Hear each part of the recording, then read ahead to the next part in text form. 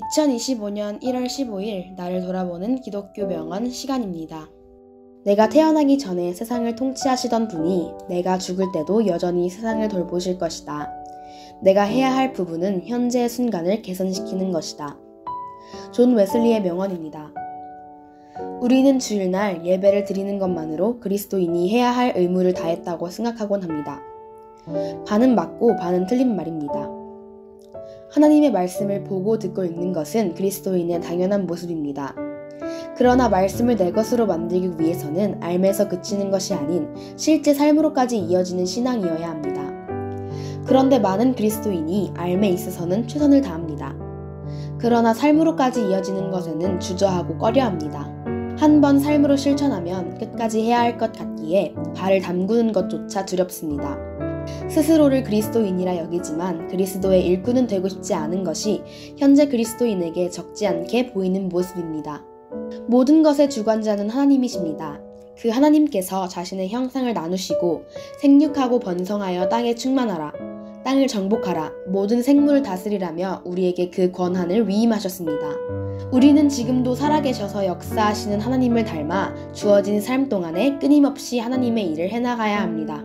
그렇게 그리스도인은 매일 매순간 주의 일을 감당하기에 항상 기뻐하고 범사에 감사할 수 있습니다. 구원은 오직 예수 그리스도를 믿음으로 말미암아 얻을 수 있습니다.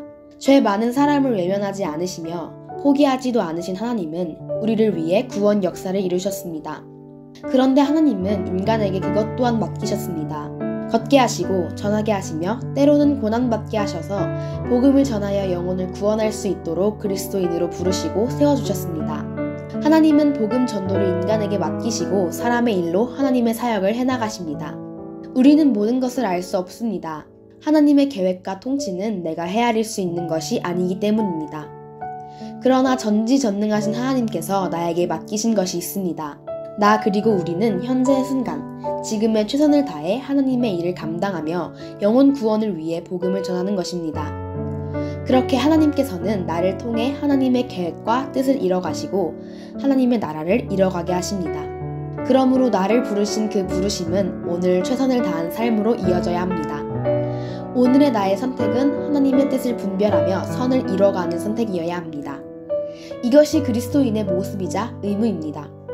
고린도전서 4장 1절에서 2절 말씀입니다. 사람이 마땅히 우리를 그리스도의 일꾼이요 하나님의 비밀을 맡은 자로 여길지어다. 그리고 맡은 자들에게 구할 것은 충성이니라. 오늘도 충성된 그리스도의 일꾼으로서 내게 주어진 하루 동안에 최선을 다해 주의 일을 감당하며 살아내시기를 주님의 이름으로 축복하고 소망합니다.